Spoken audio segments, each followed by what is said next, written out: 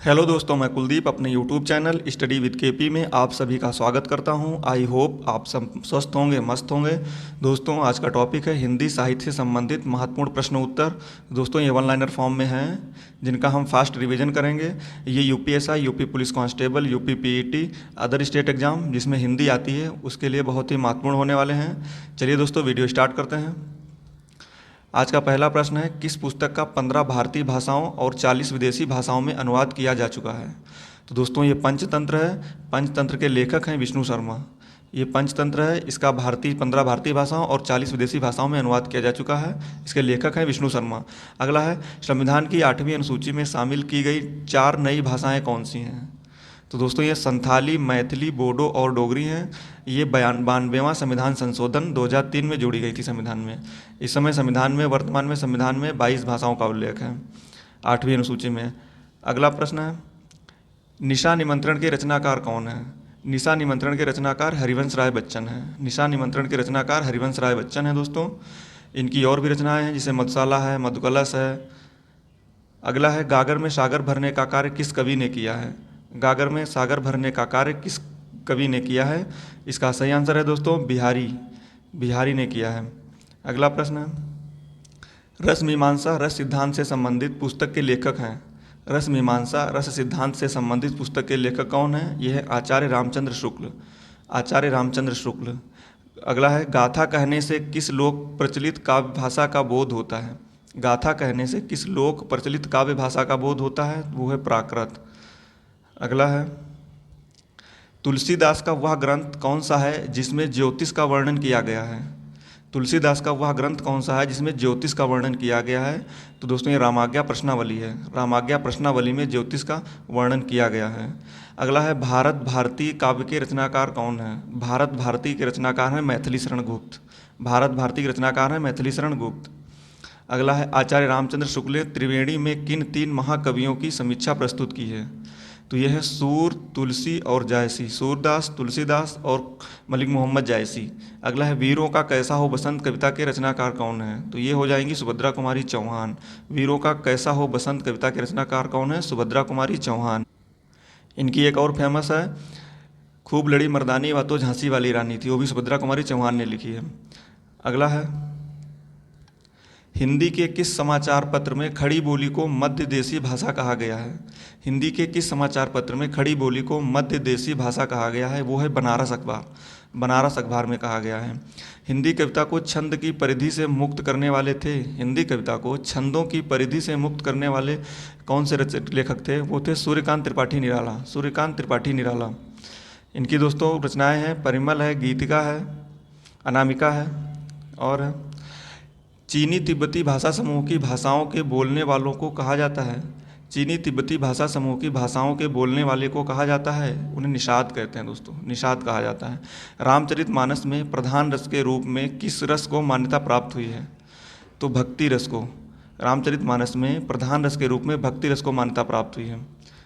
अगला प्रश्न है, सांच बराबर तप नहीं, झूठ बराबर पाप, इस पंक्ति के रचयिता हैं कबीर दास जी हैं। सांच बराबर तप नहीं, झूठ बराबर पाप, इस पंक्ति के रचयिता कबीर दास जी हैं। अगला है, रामधारी सिंह दिनकर को भारतीय ज्ञानपीठ पुरस्कार प्राप्त हुआ था किस रचना के लिए? रामधारी सिंह दिनकर को भारतीय ज्ञानपीठ पुरस्कार किस रचना के लिए प्राप्त हुआ था? तो रचना थी उर्वशी।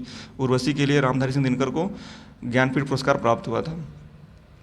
अगला हो जाएगा, कामायनी किस प्रकार का ग्रंथ है? तो कामायनी जो है ये महाकाव्य है। कामायनी महाकाव्य है। पल्लव के रचयिता कौन है? पल्लव के रचयिता हैं सुमित्रा नंदन पंत जी। पल्लव के रचयिता हैं सुमित्रा नंदन पंत। आगे है, कौन सी भाषा भारतीय संविधान की 8वीं अनुसूची में नहीं दी गई है? कौन सी भाषा भारतीय संविधान की 8वीं अनुसूची में नहीं दी गई है? तो वो है अंग्रेजी। अंग्रेजी को 8वीं अनुसूची में 22 भाषाओं में मान्यता प्राप्त नहीं है। अगला, हिंदी साहित्य के इतिहास के सर्वप्रथम लेखक का नाम क्या है? हिंदी साहित्य के इतिहास के सर्वप्रथम लेखक का नाम है गारशा दत्तासी। गारशा दत्तासी। अगला है, देश में एकमात्र किस राज्य की राजभाषा अंग्रेजी है? दोस्तों वो है नागालैंड। नागालैंड राज्य की राजभाषा अंग्रेजी है। त्रिपुरा की राजभाषा बांग्ला है। और प्रेम सागर के रचनाकार हैं लल्लू लाल जी। प्रेम सागर ग्रंथ के रचनाकार हैं लल्लू लाल जी। अगला है, सूर्यकांत त्रिपाठी निराला को कैसा कवि माना जाता है? सूर्यकांत त्रिपाठी निराला को कैसा कवि माना जाता है? तो दोस्तों इन्हें क्रांतिकारी कवि माना जाता है। सूर्यकांत त्रिपाठी निराला को क्रांतिकारी कवि माना जाता है। सुहाग के नूपुर के रचयिता कौन है? तो ये हो जाएंगे अमृतलाल नागर। सुहाग के नूपुर, दोस्तों ये इंपॉर्टेंट प्रश्न है, अमृतलाल नागर। अगला है झरना काव्य संग्रह के रचयिता कौन है? झरना, आंसू, लहर, इनके हैं दोस्तों जयशंकर प्रसाद। किस देश में अधिकतम संख्या में भाषाएं बोली जाती हैं? दोस्तों वो भारत देश है। भारत में अधिकतम संख्या में भाषाएं बोली जाती हैं। अगला है चारु शब्द की शुद्ध भावात्मक संज्ञा क्या होगी? चारु शब्द की शुद्ध भावात्मक संज्ञा दोस्तों चारुता हो जाएगी। भारतीय भाषाओं को कितने प्रमुख वर्गों में बांटा गया है? ये 4 वर्गों में बांटा गया है। भारतीय भाषाओं को 4 वर्गों में बांटा गया है। अगला हो जाएगा भारत में सबसे अधिक बोला जाने वाला भाषा समूह है इंडो आर्यन। भारत में सबसे अधिक बोला जाने वाला भाषा समूह इंडो आर्यन है। आंचलिक रचनाएं किससे संबंधित होती हैं? आंचलिक रचनाएं किससे संबंधित होती हैं? तो दोस्तों ये क्षेत्र विशेष से संबंधित होती हैं, किसी क्षेत्र विशेष में होती हैं। अगला है किस नाटककार ने अपने नाटकों के लिए रंगमंच को अनिवार्य नहीं माना है? किस नाटककार ने अपने नाटकों के लिए रंगमंच को अनिवार्य नहीं माना है? वो है जयशंकर प्रसाद। जयशंकर प्रसाद हो जाएगा। कौन सा एक व्यंग्य लेखक है? दोस्तों व्यंग्य लेखक है हरिवंश राय बच्चन, हरिवंश राय परसाई, सॉरी दोस्तों हरिशंकर परसाई।